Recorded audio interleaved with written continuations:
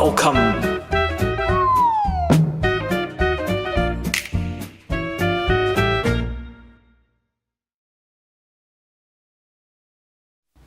I love Doom.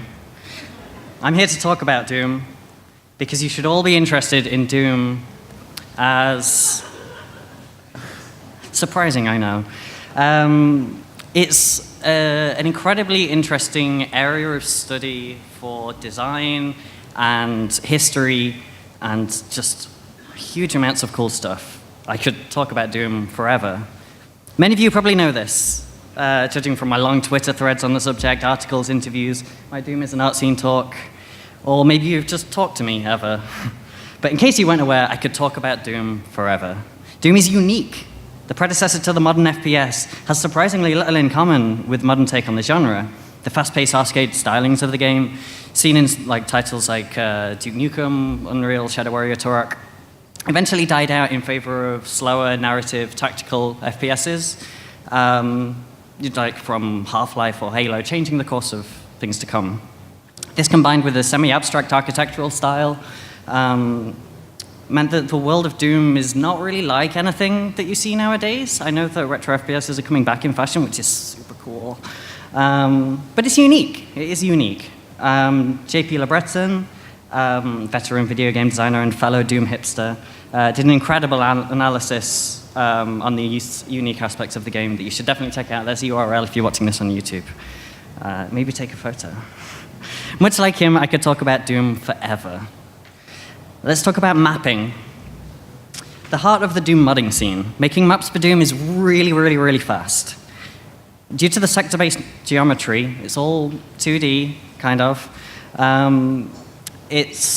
You draw out maps as if you were drawing on paper, and a lot of people did draw them out on paper, planning out these levels, just like freeform coming up with ideas, and then populating these worlds that you've created. With powerful modern tools that people are still developing to this day, this makes going from a blank canvas to telling your story incredibly fast. So your time is spent developing ideas instead of the manual labor of creating content. I could talk about Doom forever, because there's so much of it. Doom is probably older than a lot of us in this room, maybe. And people have been making stuff for this game this entire time. There's just loads of it. Oops. Thousands upon thousands of maps have been created, new engines developed, features added, gameplay modded, experiments, controversy, classics, trends, styles, eras. There is history. I could give a long-form talk about individual mods, such as Requiem, seen as the last great Doom mod. After the release of Quake, everyone thought, no one's going to map for Doom anymore. So let's make one last hurrah of 32 maps. This was released in 1997. There's Knee Deep in Z-Doom, which is very unique for how heavily entrenched it is in its era. And it's Doom is very good at, you can play a map, and if you've learned about the history and stuff, you can tell what year a map was made in, which is incredible to me. It's mind-blowing. It's back to Saturn X, which shows just how far that we've come in the Doom community. This WAD was made for the original engine using the original limitations, and is just this incredible piece of work made by hobbyist developers in our spare time. It's amazing. You should check it out. Or Adventures of Square, which is a full game using the same technology that Doom was built upon, and is just an incredible new world. And you should go and play it. It's free. It's really, really, really good. I could talk about Doom forever. Because once I got involved with it, I was stuck there. I was fascinated. I couldn't pull myself away. It has such a wealth of possibilities that in all the time I've been playing with it, I still feel like there's an unknowable amount of things still to achieve.